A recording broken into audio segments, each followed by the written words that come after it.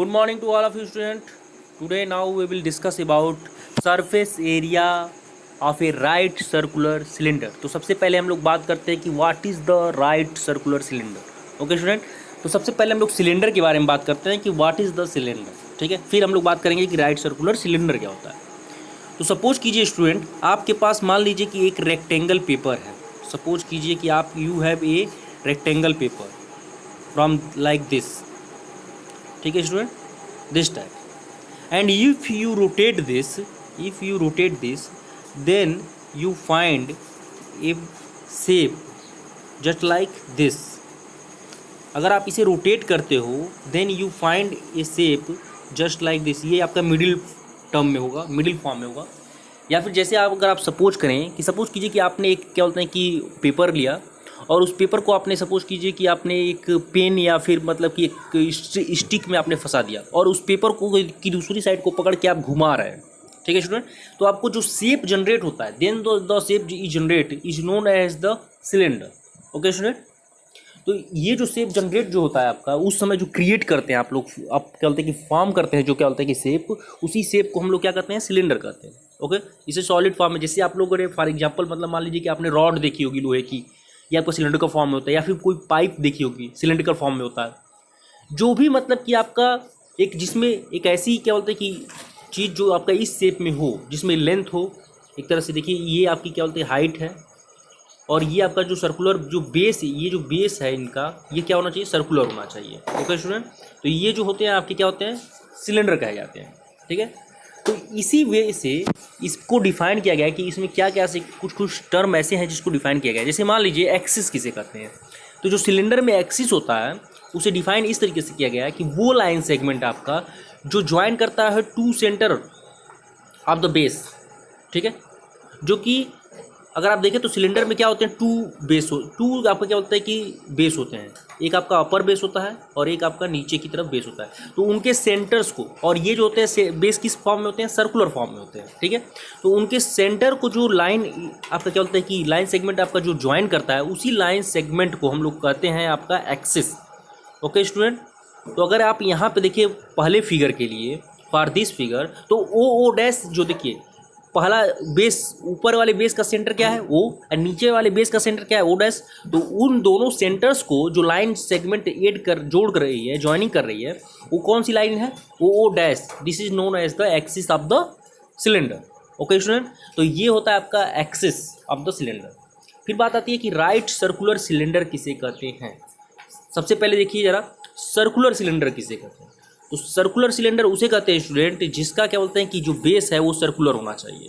Okay, उसके बाद right circular cylinder की बात आती है. तो राइट सर्कुलर सिलेंडर किसे कहते हैं, जहाँ पे देखिए जो आपकी एक्सिस है अगर वह बेस से 90 डिग्री फॉर्म कर रही है, जो बेस है उससे अगर आप 90 डिग्री फॉर्म कर रही है आपकी जो एक्सिस, तो उस तरीके के सिलेंडर को आप कहेंगे राइट सर्कुलर सिलेंडर.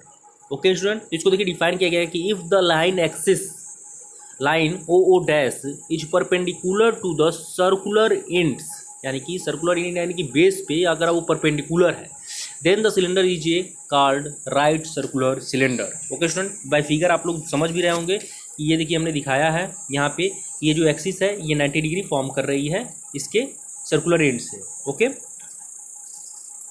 यहाँ पे हमने कुछ नोट्स में लिख दिया है, जैसे देखिए स्टार में हमने लिख दिया है कि if the line O dash, अगर जो आपकी जो लाइन एक्सिस वाली लाइन है, axis of cylinder is not perpendicular to the circular ends, अगर ये परपेंडिकुलर नहीं है, जैसे मान लीजिए कि आपका जो सिलेंडर है थोड़ा सा ऐसे झुका हुआ है, सपोज कीजिए ऐसे झुका हुआ है.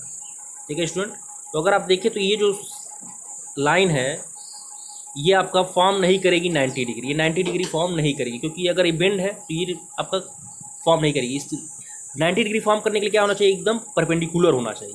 ठीक है स्टूडेंट, तो इस प्रकार से जो सिलेंडर आपका होगा, ठीक है स्टूडेंट, वो क्या हो जाएगा आपका, this is not a right circular cylinder. कभी भी राइट सर्कुलर सिलेंडर होने के लिए क्या चाहिए आपका, जो एक्सिस है, axis of the cylinder and the circular जो एंड है यानी कि जो बेस है, उनके बीच में कितने डिग्री का एंगल होना चाहिए, 90 डिग्री का एंगल होना चाहिए. ओके स्टूडेंट, तो यही यहाँ पे लिखा गया है. इसको देखिए हम लोग बाय फिगर से यहाँ से समझ सकते हैं. यहाँ पे हमने इसका फिगर भी दिया है. अगर आप देखें तो ये एंगल जो है आपका वो 90 डिग्री नहीं है, सेम ऐसे ये एंगल भी 90 डिग्री नहीं है.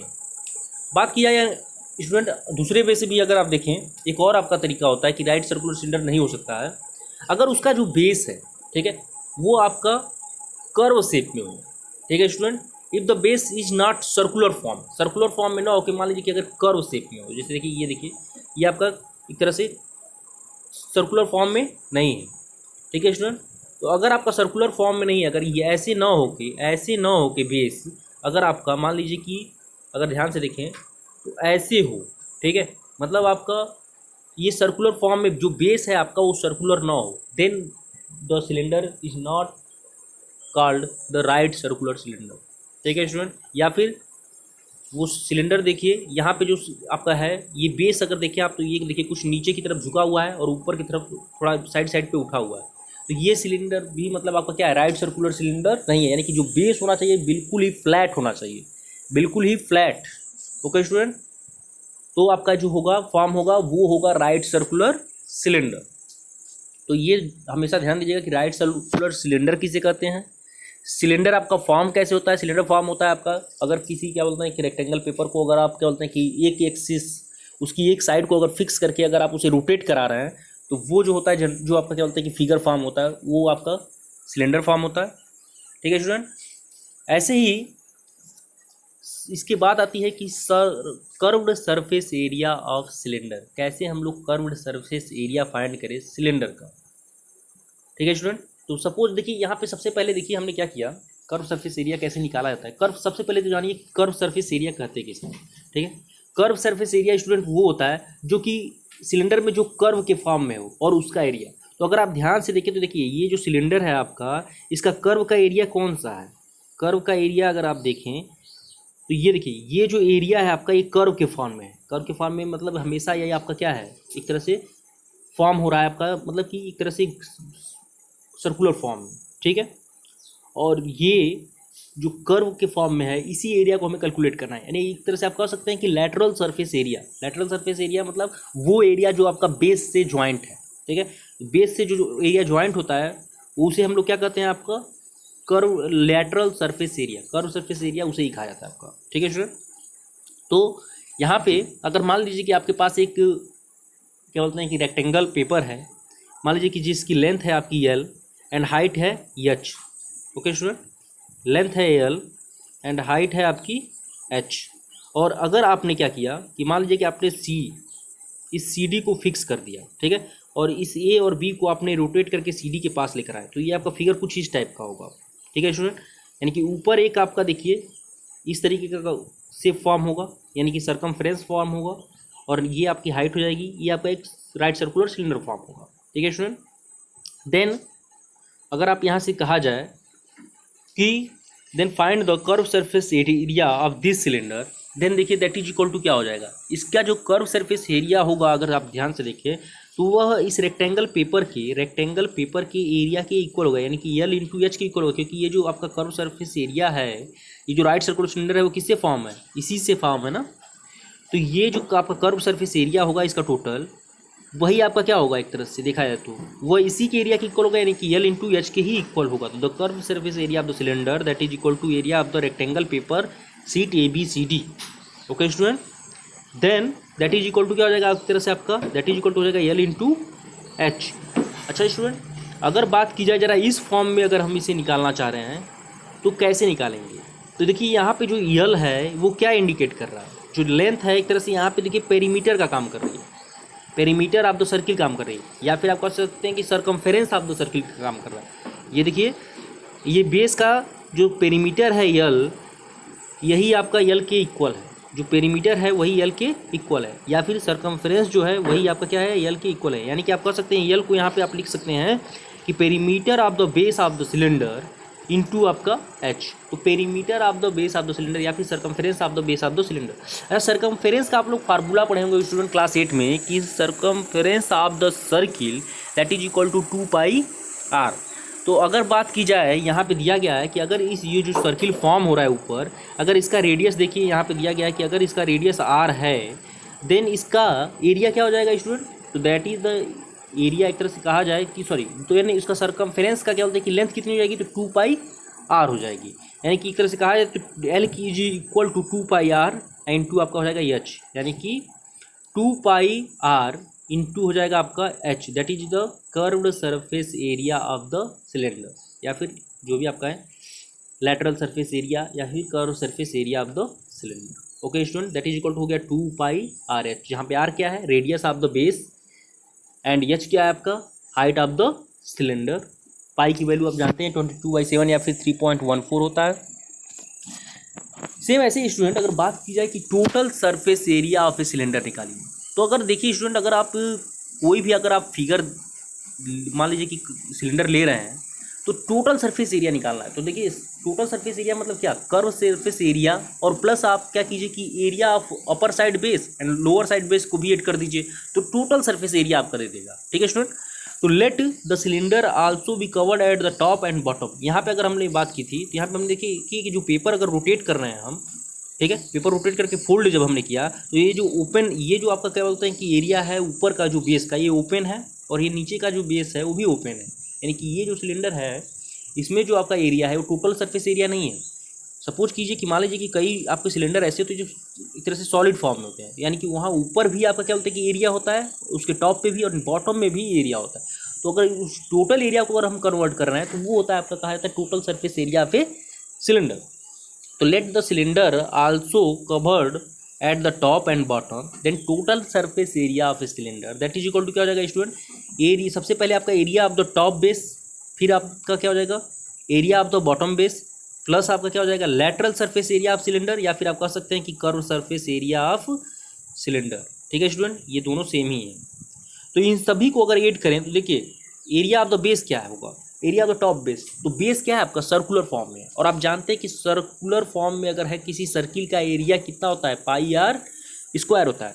तो पहले इस ऊपर वाले का क्या हो जाएगा आपका पाई आर स्क्वायर, क्योंकि रेडियस आर है, एंड फिर आपका नीचे वाले का भी सेम रेडियस होगा, क्योंकि आपका एकदम एक तरह से नीचे भी सेम आपका एरिया है, तो पाई आर स्क्वायर ये भी हो जाएगा, यानी कि बॉटम का भी आपका बेस का, बॉटम बेस का भी आपका area pi r square, and top base का भी एरिया हो जाएगा pi r square, and plus आपका लेटरल सरफेस एरिया फिर कर्व सरफेस एरिया क्या हो जाएगा आपका 2πr/h। इन दोनों को जरा ऐड करेंगे स्टूडेंट अगर आप, तो 2πr² प्लस 2πr/h, इन दोनों में कॉमन हो जाएगा आपका 2πr, and this gives a formula total surface area of a cylinder that is equal to 2πr into r plus h. यहाँ पे आर आपका क्या है, radius of the base, and h क्या है, हाइट ऑफ द सिलेंडर। तो इस दोनों फार्मूले से स्टूडेंट आप lateral surface, curve surface area निकाल सकते हैं किसी सिलेंडर का, और total surface area of a cylinder निकाल सकते हैं, केवल मात्र इन दोनों, बस आपको रेडियस और अगर हाइट पता है तो। ओके स्टूडेंट, तो ये है आपका फार्मूला। आइए एक क्वेश्चन को हम लोग सॉल्व करते हैं, देन देखिए कैसे होता है आपका।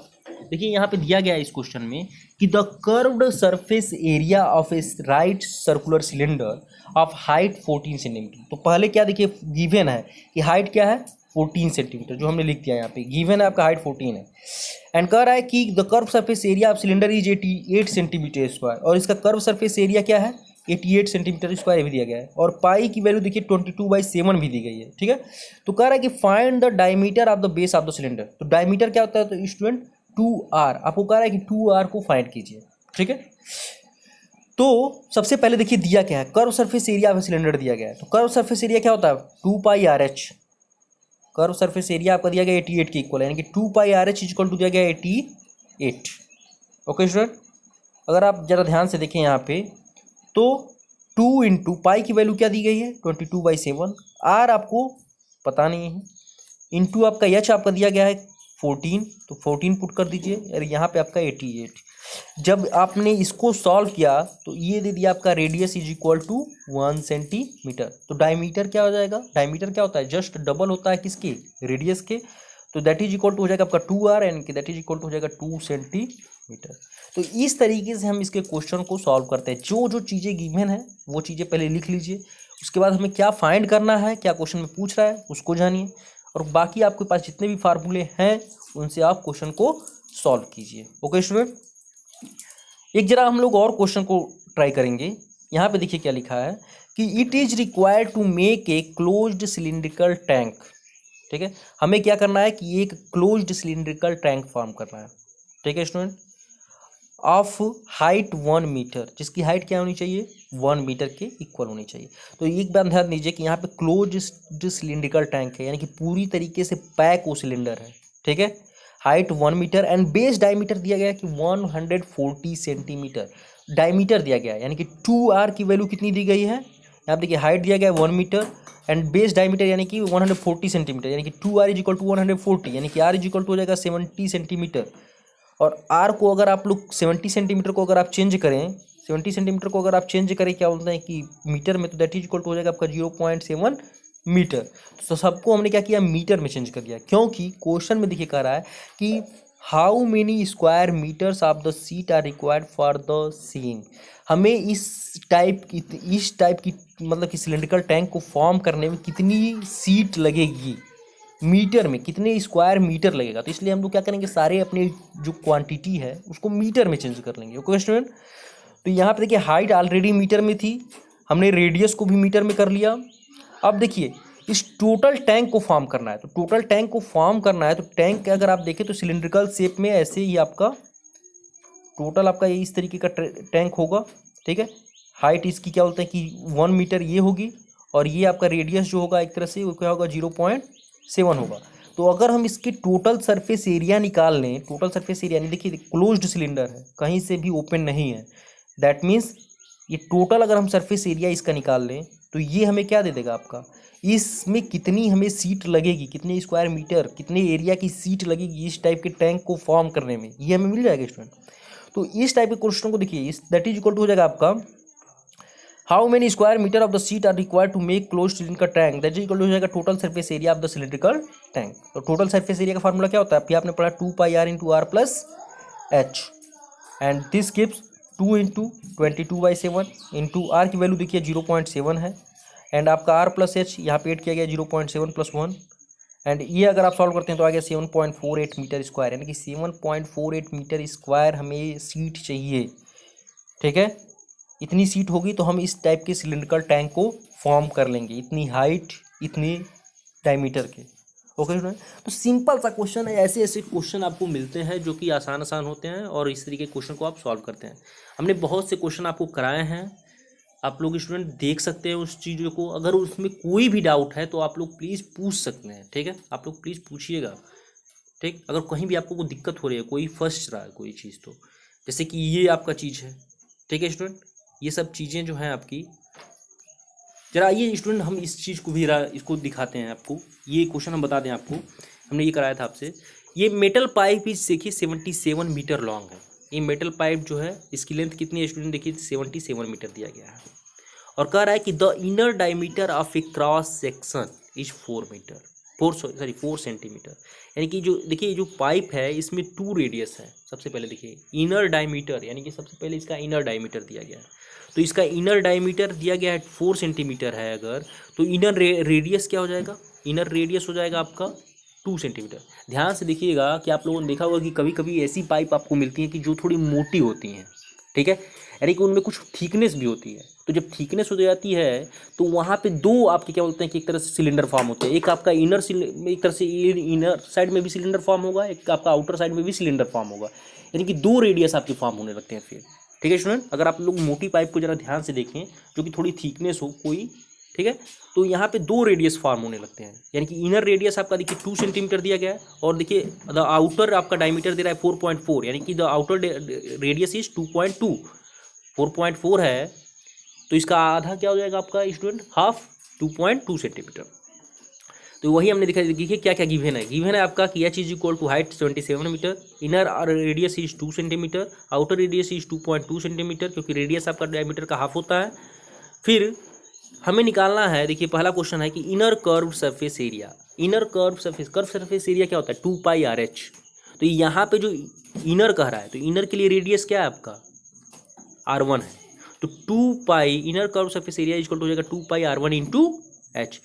इनर के लिए हाइट तो सेम है लेकिन रेडियस ही केवल डिफरेंट है, ठीक है स्टूडेंट। तो यहाँ पे आपका 2πR1 इंटू एच, जब आप इसकी वैल्यू पुट करेंगे 2πR1 आपको पता है, एच पता है, और पाई की वैल्यू पता है, जब इसको सॉल्व करेंगे तो 968 सेंटीमीटर स्क्वायर आ जाएगा। सेम ऐसे ही आपको कह रहा है कि आउटर कर्व सरफेस एरिया निकालिए, तो आउटर कर्व सरफेस एरिया के लिए भी आप जानते हैं कि इसकी रेडियस क्या है, आउटर रेडियस क्या है, 2r2 है, तो 2πr2 इंटू एच हो जाएगा। ओके स्टूडेंट, जो पाइप है उसके बाहर का जो हिस्सा है एक तरह से कहा जाए, उसका एरिया क्या होगा बाहर साइड का, तो दैट इज इक्वल टू हो जाएगा 2πr2 इंटू एच, यानी कि ये आप सॉल्व करेंगे तो आ जाएगा ये 164.8 सेंटीमीटर स्क्वायर। चूँकि सारी क्वांटिटी सेंटीमीटर में है इसलिए आपका ये हो जाएगा आपका सेंटीमीटर स्क्वायर। अगला कह रहा है student total surface area find कीजिए। थर्ड है स्टूडेंट टोटल सरफेस एरिया आपको फाइंड करना है। ठीक है स्टूडेंट, तो टोटल सरफेस एरिया क्या होता है, देखिए आपको अगर इस पाइप को देखें तो ये हालो पाइप है, ठीक है, हालो सिलेंडर है। हालो सिलेंडर है मतलब इसका इनर सरफेस एरिया होगा, इसका आउटर सरफेस एरिया होगा, और इसके जो बेस में होंगे आपके बेस, अगर ध्यान से देखें तो ये देखिए ज़रा, अगर इसके बेस देखें तो इस फॉर्म में है आपके, एक ऐसे रेडियस है आपका, इसके अंदर आपका ये सर्किल, तो ये देखिए ये जो है आपका R1 है रेडियस, ये आपका देखिए R2 है। तो अगर आप देखें तो ये जो है आपका ये मेटल से फिलअप होगा, ये जो एरिया होगा, लेकिन ये जो बीच का एरिया है ये वाला ये हालो होगा। तो हालो होगा तो एक तरह से देखा जाए तो ये क्या हो जाएगा आपका बेस इसका हो जाएगा किसके equal, πr2 square minus πr1 square. और चूंकि ये बेस कितने हैं 1 और 2, नीचे भी है वही है सेम एंड डबल है, यानी कि 2 into πr2 square minus πr1 square. ठीक है स्टूडेंट, तो ये जो आपका एरिया छूट रहा है, जो मान लीजिए कि अगर हम लोग इनर और आउटर को ऐड कर दें और प्लस आपका बेस के एरिया को ऐड कर दें इस हालो पाइप के, तो हमारा टोटल सरफेस एरिया निकल जाएगा या कि हालो सिलेंडर के। ठीक है स्टूडेंट, तो यही यहाँ पे देखिए हमने टोटल सरफेस एरिया निकाला है कि इनर सरफेस एरिया प्लस आपका आउटर सरफेस एरिया प्लस आपका area of upper and lower base. Lower base के एरिया को आपको ऐड करना है, लेकिन यहाँ पे जो फार्मूला है लोअर बेस का वो आपका πr स्क्वायर नहीं होगा। πr स्क्वायर कब होता, जब आपका केवल एक ही रेडियस होता, लेकिन यहाँ पे दो रेडियस है, बीच में आपका देखिए हालो है। ठीक है स्टूडेंट, यहाँ पे देखिए हमने लिखा है कि दिस इज हालो पार्ट, बीच में आपका हालो है। ठीक है, तो इसलिए क्या करेंगे, सबसे पहले आप टोटल एरिया निकालिए, और टोटल एरिया में से अगर आप इस बीच वाले एरिया को माइनस कर देते हैं तो आपको जो मेटल पार्ट है या फिर जो भी मतलब कि सीट वाला पार्ट है वो निकल जाएगा। ओके स्टूडेंट, तो यही देखिए किया गया है कि सबसे पहले इनर आपका सरफेस एरिया क्या हो जाएगा 2πr1h, outer surface area 2πr2h, and that is equal to, चूँकि ये आपका देखिए अपर एंड लोअर दोनों के लिए है इसलिए 2 का मल्टीप्लाई कर दिया गया है, और πr2 square minus πr1 square हो जाएगा। ओके स्टूडेंट, तो ये हो गया आपका। अगर जब आप इसकी वैल्यू को सॉल्व करते हैं तो देखिए इसकी वैल्यू आपने निकाली है 968, इसकी value 1664.8 and 2πr2 square minus r1 square. यहाँ पे हमने क्या किया है स्टूडेंट कि 2πr2 square minus r1 square को ए स्क्वायर माइनस बी स्क्वायर के फार्मूले तोड़ दिया है, ए माइनस बी और ए प्लस बी से। इन दोनों को ऐड करेंगे तो आ जाएगा आपका 2032.8, और फिर आपका पाई की वैल्यू को यहाँ पे पुट कर दीजिए, R2 की वैल्यू और R1 की वैल्यू पुट करेंगे तो ये आपका आ जाएगा, और सबको मल्टीप्लाई करके और ऐड करके आप देखेंगे तो 2038.08 सेंटीमीटर स्क्वायर आ जाएगा। ये हो जाएगा आपका टोटल सरफेस एरिया। यहाँ जो टोटल सरफेस एरिया में जो सबसे मेन समझने वाली बात है वह इनर सरफेस एरिया हम ऐड करेंगे, आउटर सरफेस एरिया ऐड करेंगे, और area of the base add करेंगे। तो एरिया ऑफ द बेस में समझने वाली बात यह है कि जो बेस होगा वो इस फॉर्म में होगा। ठीक है स्टूडेंट, तो जो मेटल आपका जो भी आपका पाइप है वह ये आपका सॉलिड पार्ट है, और ये जो है आपका हालो पार्ट है, क्योंकि ये एक तरह से हालो पार्ट होगा। ठीक है स्टूडेंट, तो इस तरीके से आपका ये फॉर्म है, तो ये ध्यान देने वाली बात है। ठीक है, तो ये सब चीज़ें हैं, आप लोग अपने क्वेश्चन को सॉल्व करते रहिएगा। जो भी क्वेश्चन आपको, अगर मान लीजिए हम जो क्वेश्चन के सोल्यूशन भेज रहे हैं अगर आपको नहीं समझ में आ रहा है तो आप लोग पूछ सकते हैं। आप लोग RD शर्मा की बुक में से भी क्वेश्चन आप लोग ट्राई कीजिए, अगर उसमें भी कुछ फंस रहा है आपको तो भी आप पूछ सकते हैं। ठीक है, हम उसको सोल्यूशन को दे देंगे। ओके।